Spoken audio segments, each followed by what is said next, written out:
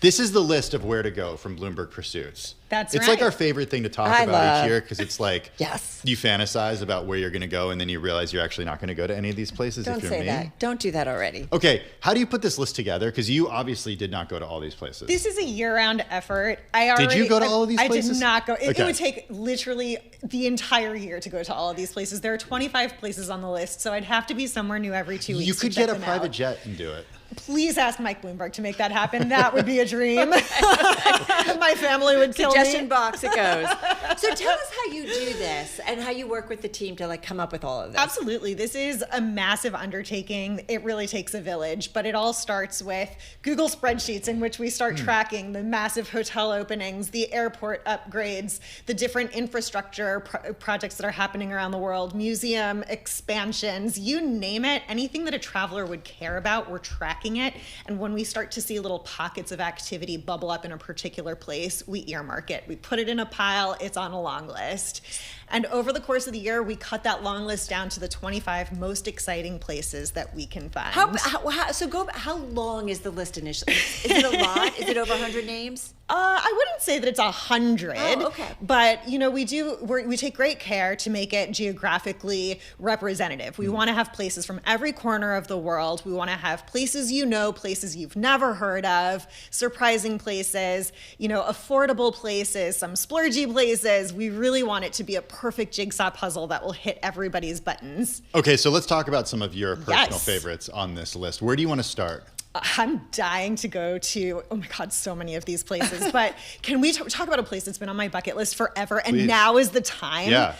Tiger tourism in India. To go to the national parks where tigers Yeah. live. Ranthambore National Park in India is seeing this enormous resurgence of its tiger population thanks to this 30-year-long conservation effort that has finally borne real meaningful fruit.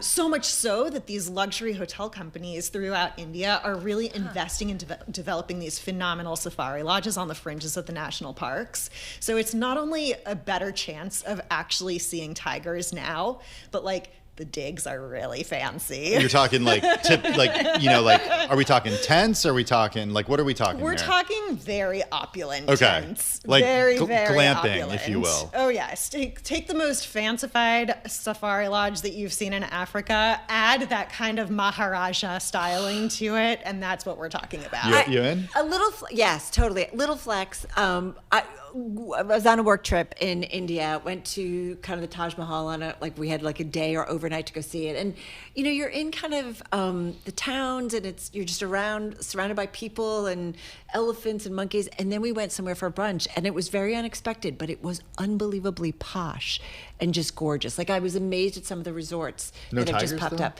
No tigers, On lots that of trip? monkeys. But like what you say, it just all of a sudden you're like, whoa, where am I? There is a breed of Indian luxury that you have to see to Yeah. believe, and it is unlike anything else. So match that with this really incredible wildlife experience, and you can see why it's really at the top of my list. Yeah, just to give I people an love idea, I've that. heard some hotel rooms come with butlers.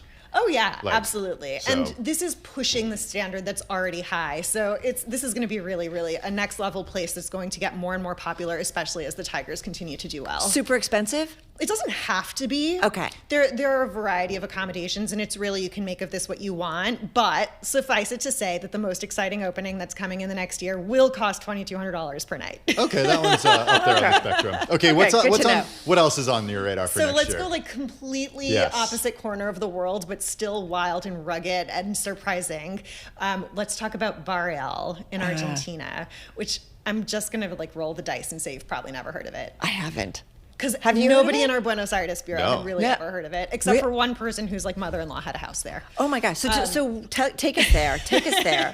You Yeah. fly into Mendoza International Airport, so everybody that's knows wine about country. Mendoza. Yes. Okay. And you get a lot of the same draws as in Mendoza. So amazing vineyards, beautiful mountain views because you're still in the shadow of the Andes.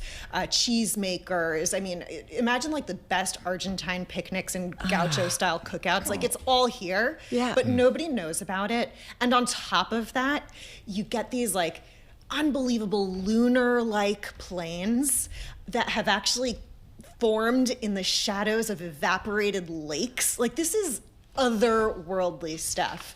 And the landscapes are so flat and so vast that you can go land sailing. Okay, wait, do you guys know what land sailing is? Well, I bet you put a sail on a thing with wheels. And Yes, then yeah. you can go fast on that. How's that? Brilliant guess. Okay, thank you. Oh my God. It's like a very minimalist chassis, and you just sit in it. You don't have to do a whole lot, but it has pedals and a sail. That sounds And pretty with the cool. power of the wind in these lunar plains, you can go 75 miles per hour sailing across these desert-like landscapes. All right, this is just this, right? Like, Isn't that is- insane? That's pretty cool. That's I don't know if I would pretty- want to go 75 miles an hour in one of those. It's pretty amazing. That looks like a sort of like a soapbox derby that somebody built. It sounds like the culminating scene in some kind of epic movie, and you're the star. How did you guys find out about this? It's nice to have friends in plugged-in places. Okay. Yeah. Yeah. Definitely. Okay, Friends and plugged in places. Last year, if I recall, New York City was on the list. The Upper East Side was on The the Upper East list, Side specifically. Very specifically. Okay. You have a couple U.S. destinations on here. Texas is one of them. San Francisco is another. I want to talk about Texas. The whole state of Texas? The great state of Texas. So I just want to say last year when we put the Upper East Side on the list, everybody was like, really, guys? And every publication in New York City has come out with a story about how cool the Upper East Side is this year. Mark my words, you can go look it up. We were first. You were first. When we tell you that Texas is going to be cool this year, believe it. First of all, we think it's a really interesting place to understand the United States right now. Yeah. We're in a really complicated moment in international history. And as Americans, no matter where you sit in the political spectrum, you're grappling with some version of our reality.